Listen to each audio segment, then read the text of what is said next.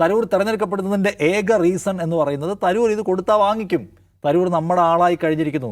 ഇനി സവർക്കർ അവാർഡ്, പിന്നെ കുറച്ച് കഴിയുമ്പോൾ RSSൻ്റെ സ്ഥാപക നേതാവിൻ്റെ പേരിലുള്ള അവാർഡ്, പിന്നെ ഗോൾവർക്കർ അവാർഡ്, പിന്നെ ഹെഡ്ഗേവാർ അവാർഡ്, ഇങ്ങനെ പലതും കൊടുക്കാൻ പറ്റുന്ന ഒരാളായിട്ട് അവർ കാണുന്നു. അത് അദ്ദേഹം ഇന്ന് വെളിപ്പെടുത്തുകയും ചെയ്തു. സവർക്കറിനോട് അദ്ദേഹത്തിന് രാഷ്ട്രീയ വിരോധമൊന്നുമില്ല എന്ന് അദ്ദേഹം വ്യക്തമാക്കുകയും വാങ്ങാനുള്ള അദ്ദേഹത്തിൻ്റെ സന്നദ്ധത അറിയിച്ചു. എന്തോ ഒരു ചെറിയ ക്ലാരിറ്റി ആൻഡ് ക്ലറിക്കൽ ഇഷ്യൂ മാത്രമേ അദ്ദേഹം ചൂണ്ടിക്കാണിച്ചിട്ടുള്ളൂ. അപ്പോൾ ഒരു കാര്യം വ്യക്തം, മലയാളി തരൂരാരാണെന്ന് മനസ്സിലാക്കി കഴിഞ്ഞു. ഒരു വിഷയമുണ്ടാകുമ്പോൾ കേരളത്തിൻ്റെ ഒരു മതനിരപേക്ഷതയുമായി ബന്ധപ്പെട്ട ഒരു മർമ്മപ്രധാനമായ സംഗതി വരുമ്പോൾ, ഇന്ത്യയുടെ മതനിരപേക്ഷതയുമായി ബന്ധപ്പെട്ട ഒരു സീരിയസ് ഡിസ്കഷൻ വരുമ്പോൾ, അതിലൊരു സിനാരിയോ ഡെവലപ്പ് ചെയ്യുമ്പോൾ അതിൽ തരൂർ എവിടെയായിരിക്കും എന്ന കാര്യത്തിൽ മലയാളി പൊതുബോധത്തിന് ഒരു കൃത്യത കിട്ടി. തരൂർ നമ്മുടെ കൂടെ ആയിരിക്കില്ല. നമ്മളിതിനെ ഒരു മതനിരപേക്ഷ ജനാധിപത്യ റിപ്പബ്ലിക് ആക്കാൻ പോരാടിക്കൊണ്ടിരിക്കുകയാണ്.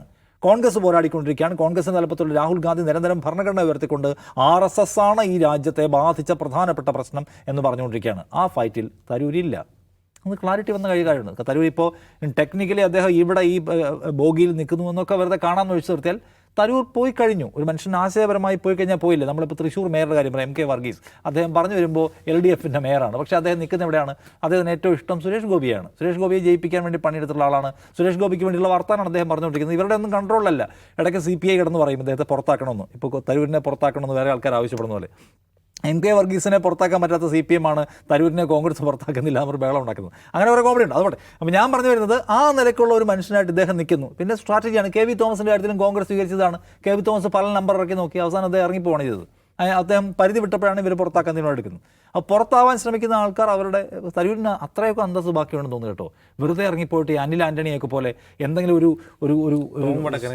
ടോം വടക്കനെ പോലെ ഒരു സബ്സ്റ്റാൻഡേർഡ് കാരണം പറഞ്ഞ് പോകാൻ അദ്ദേഹമില്ല. അദ്ദേഹത്തിന് ഒരു പ്ലോട്ട് അദ്ദേഹം ബിൽഡ് ചെയ്തുകൊണ്ടിരിക്കുന്നു. ആ കാരണം വലുതാക്കി അതിൻ്റെ പേരിലുള്ള രക്തസാക്ഷി പരിവേഷം അതൊക്കെ അദ്ദേഹം ആഗ്രഹിക്കുന്നത്. അത് അദ്ദേഹം ഈ UN-ലൊക്കെ ഇരുന്നതിൻ്റെ ഇതായിരിക്കും. ചുമ്മാ ഇറങ്ങിപ്പോകുന്നതിൻ്റെ ഒരു പ്രശ്നമുണ്ടല്ലോ, ആ ഒരു അന്തസ്സ് പോലെ പ്രശ്നം ഉണ്ടാവും.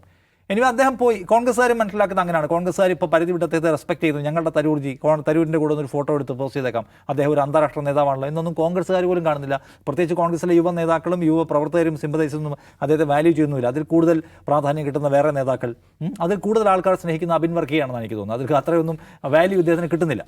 അപ്പോൾ ആ നിലയ്ക്ക് കോൺഗ്രസ്സുകാരുടെ സമീപനത്തിലും നാട്ടുകാരുടെ സമീപനത്തിലും മാറ്റം വന്നിരിക്കുന്നു. ഇനിയിപ്പോൾ അദ്ദേഹം അവിടെ പോയി ഒഫീഷ്യലി ചേരുകയാണെങ്കിൽ ചേർന്നോ ശരി എന്നേ മലയാളി വിചാരിക്കുന്നതാണ് ഞാൻ കാണുന്നത്.